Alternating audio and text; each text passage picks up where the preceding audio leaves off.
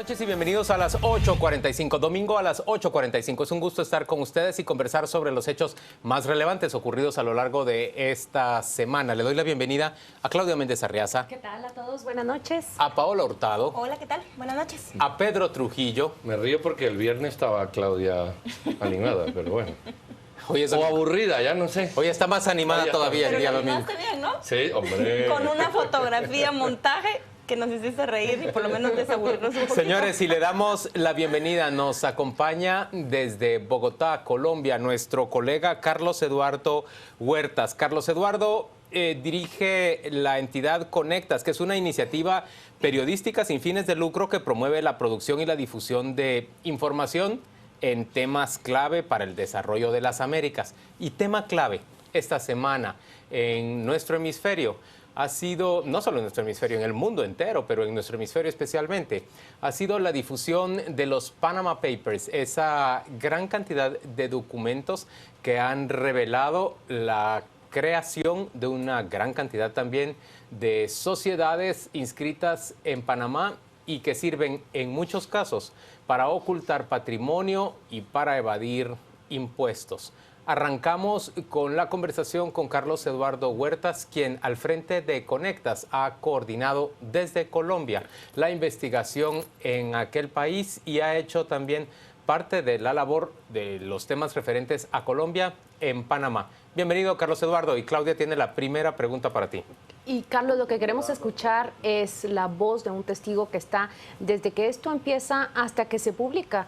Cuéntanos cómo se origina esto, cuáles son los retos editoriales que se plantean y los obstáculos investigativos como periodistas que enfrentan en el consorcio de periodistas de investigación. Bueno, un gusto saludar a los amigos de Guatemala y de verdad me siento muy honrado de poder participar en este programa. Esta investigación comienza hace cerca de un año.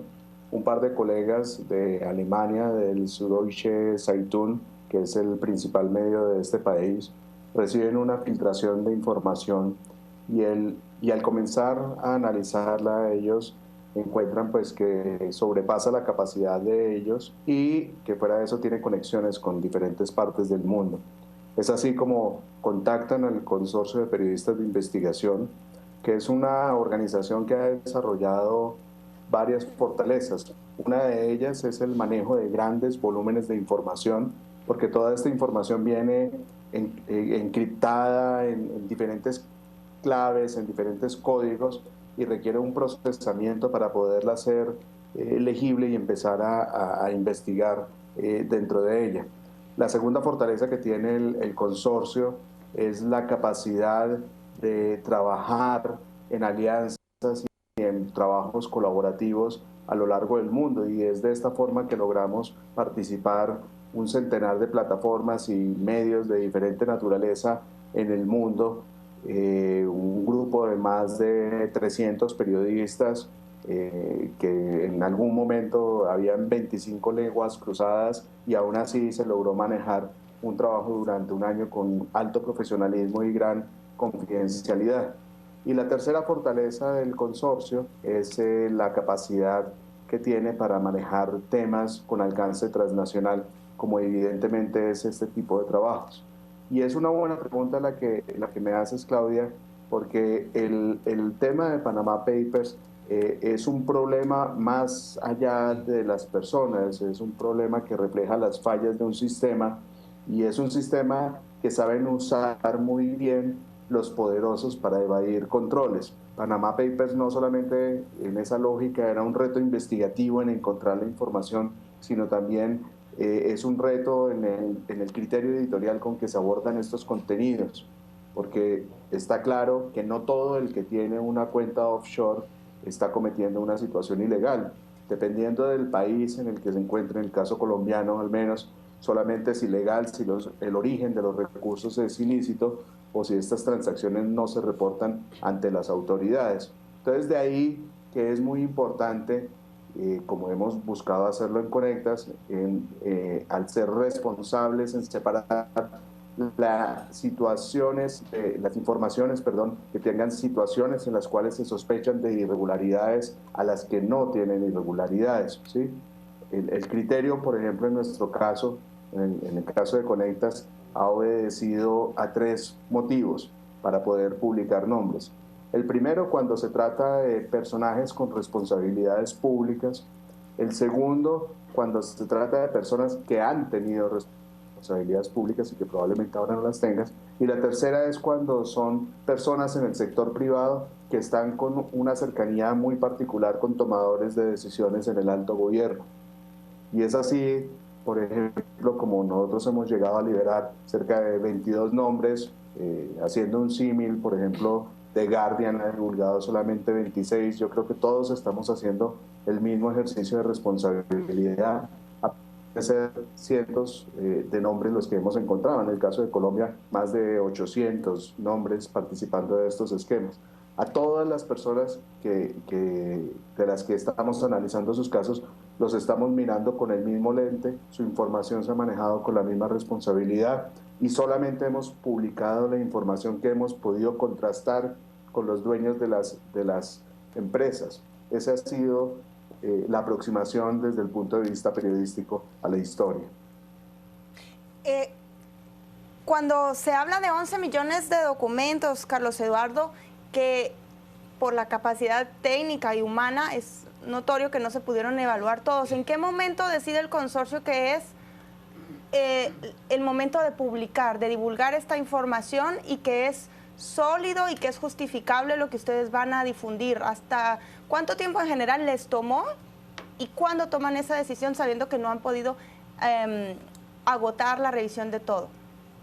Bueno, luego de un año de investigación ya es claro que el sistema que propone el consorcio es un sistema radicalmente colaborativo. O sea, todos los hallazgos de la investigación son patrimonio de la misma y hay un mecanismo que permite compartir la información que cada uno va encontrando. Y en esa manera pues se va identificando que la investigación va llegando a un punto maduro y obviamente uno de los retos que está por delante es ver cómo se maneja el resto de la información para que la sociedad y otros colegas tengan posibilidad de contrastarla y enriquecer las lecturas que hay al respecto.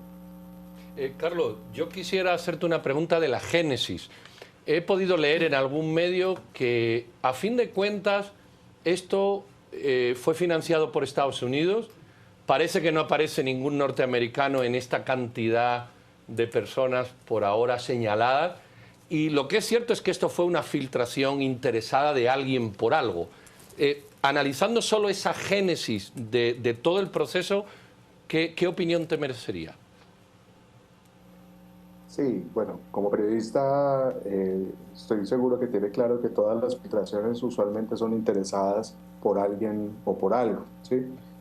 Las versiones que han surgido de financiamiento de gobiernos no son ciertas. Hay grupos de periodistas que dentro de los modelos de financiamiento que tienen para desarrollar sus actividades han participado de recursos de ONGs o de otro tipo de fuentes para poder sacar adelante su modelo de sostenibilidad. Pero este es un proyecto independiente, desarrollado y gestionado por el Consorcio de Periodistas de Investigación, con más de 100 medios involucrados y que no responde a ninguna agenda política, ni responde a ninguna agenda diferente a llevar una información que es relevante y de interés público para que la sociedad pueda tomar decisiones sobre uno de los temas cruciales hoy en día para nuestros pueblos, que es el tema de los tributos. Usualmente los estados tienen 2 formas para poder suplir sus necesidades financieras y cubrir asimismo el soporte que le dan a sus ciudadanos. Por un lado está en apretar a los que están dentro de los países y se hablan de reformas tributarias, de aumentos de impuestos, de ajustes, y eso pues es necesario, pero otra vía también es atajando estos capitales que se van afuera, y parece que en ese sentido hay 2 cosas. Por un lado, ciertos estados no son muy diligentes en hacerlo, y por otro lado, los poderosos han encontrado en este tipo de esquemas una fórmula útil para sacar sus capitales. y con una variable adicional. Las organizaciones, las empresas de abogados, los bufetes que trabajan en este tipo de negocios siempre aseguran que la responsabilidad de ellos simplemente se limita a la constitución de las empresas. Lo que suceda con ellos no tiene nada que ver con los alcances de sus responsabilidades. En el caso colombiano, nosotros identificamos varias de estas informaciones internas de la compañía en donde se confirma que las asesorías y las consultorías que esta empresa, Mossack Fonseca, prestaba a varios de sus clientes en Colombia, iban con unos alcances mayores. Por ejemplo, ellos utilizan la palabra refacturación en muchas de sus comunicaciones, que yo no sé si eso tenga algún tipo de alcance legal, y no soy experto ni penal ni tributarista, pero habitualmente en el mundo del comercio, cuando se hablan de este tipo de operaciones y cuando se detallan las comunicaciones en qué consistía, pues eran operaciones en las que millones de dólares eran justificados para sacarse del país a través de empresas inexistentes o empresas de papel en Nevada, en Islas Vírgenes, en paraísos fiscales del Caribe, en Inglaterra, en Hong Kong. Y bueno, pues eso creo que va mucho más allá de los alcances de una consultoría para abrir una empresa. Carlos Eduardo, nos dices que es más importante percatarnos, alcanzar a entender que este es un sistema, la forma en que está funcionando este sistema para evadir regulaciones. Es más importante que señalar o subrayar simplemente a las personas que lo protagonizan. Pero una acción tan relevante de más de 300 periodistas alrededor del globo, que ha provocado ya la dimisión del primer ministro de Islandia, que le fuerza a muchas autoridades judiciales a iniciar procesos o al menos investigaciones en sus respectivos países. ¿Realmente podemos aspirar a que tenga el poder de influir en un cambio, en una mejora, para impedir que esos grandes capitales evadan las regulaciones? Te doy dos ejemplos. Una de las primeras publicaciones que hicimos nosotros tiene que ver con la relación entre Colombia y Panamá. Entre los dos países ha existido una fuerte tensión diplomática desde hace 2 años. Pues Colombia en ese momento, a finales del 2014, decidió declarar a Panamá paraíso fiscal, que esto traduce que todo aquel que tenga transacciones o operaciones con este país tiene una carga tributaria tan alta que desestimula cualquier operación con ese lugar, a menos de que sea una actividad ilegal. Esa medida en su momento Colombia solamente la pudo soportar un par de semanas, porque la diplomacia panameña fue muy efectiva y por otro lado los empresarios de grandes grupos económicos en Colombia ejercieron mucha presión sobre el gobierno Santos. Él tuvo que echarse para atrás, nombraron una comisión que iba a estudiar el tema. A esta comisión se le dieron un plazo y se le vinieron dando prórrogas, y nosotros lo que pudimos investigar desde Conectas es que esa comisión, para todo fin práctico, estaba muerta. Y estaba muerta porque cada uno de los dos bandos habían llegado a lo que ellos denominan sus líneas rojas, y en particular por un punto que a nosotros nos llamó la atención, y es que del lado panameño, quienes estaban en la mesa de negociación, hay varias personas involucradas en el negocio de las offshore hasta la coronilla. Así sucede con el vicecanciller, que en esta semana ha estado como canciller encargado. Así ha sucedido con el alto asesor presidencial para este tipo de temas. Y bueno, eso nos parece que es una revelación interesante porque pues obviamente hay un debate del impacto que esto puede tener sobre el país como Panamá, pero la inquietud es si estas personas están realmente en función de defensa de los intereses en general del pueblo panameño y de lo que esto significa en el contexto global, o en función de sus intereses como abogados y partícipes de estas empresas. Yo creo que sí hay cambios. Si una persona la semana pasada estaba contemplando este tipo de fórmulas para encontrar una salida de, entre comillas, eficiencia tributaria, yo creo que hoy lo está pensando, ¿sí? Y lo que va a suceder entre Colombia y Panamá, pues hay que esperar el próximo 13 de abril, o sea, la próxima semana. Hay una nueva reunión, el ministro de Hacienda de Colombia ya anunció que si no llegaban a un acuerdo, se levantaban de la mesa y volvían a imponer medidas. Entonces, son procesos que se están dando y el siguiente paso en una investigación como esta ya no está en el periodismo, está en lo que puedan hacer las autoridades en cada país y, por supuesto, la sociedad. Carlos, y en ese sentido ha respondido Panamá con la creación también de una comisión independiente para analizar qué es necesario, ha dicho el presidente, para mejorar y reforzar tanto el sistema financiero, pero también el legal. Se está fijando en el oficio de los abogados. Una de las últimas preguntas que quisiéramos plantear acá es un hecho que ha provocado sorpresa a los guatemaltecos. Nos encontramos en el 6º lugar en proveeduría de clientes para la firma Mossack Fonseca. Tú has trabajado en la región centroamericana y además en la latinoamericana. ¿Nos puedes decir qué significa que un país, una economía como la guatemalteca, se encuentre en esta pequeña oficina proveyendo a buena parte de los clientes que llegaban hasta allá? Bueno, no tengo cómo decir que esos capitales sean ilegales, ¿sí? Pero sí demuestra que un gran grupo de personas, o por lo menos con una capacidad importante, está interesada en llevar sus fortunas a otros lugares. El gran secreto que se revela, el primer gran secreto que se revela con esta investigación son los verdaderos dueños de las empresas. Ese es el secreto mejor guardado de Panamá hasta ahora con Panama Papers, porque el sistema legal, el sistema jurídico, el sistema contable de este país ha permitido durante años construir unas fortalezas de acero en torno a quiénes son los verdaderos propietarios de las empresas. Esto ha servido para múltiples cosas.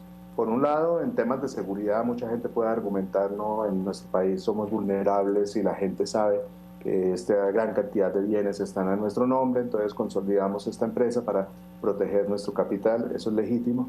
Una de las razones por las que hemos encontrado mucha gente abre este tipo de sociedades es para evitar problemas con su patrimonio a la hora de una disolución de una relación conyugal o si llegan a tener hijos fuera del matrimonio.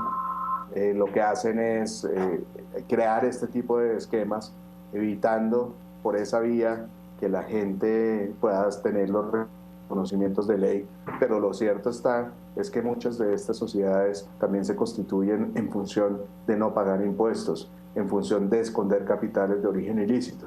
Y bueno, en Guatemala, a juzgar por los hechos recientes y que son conocidos mundialmente, parece que ha habido algo de eso en los últimos años y seguramente algunas de estas empresas podrían tener relación con lo que está sucediendo en Panamá.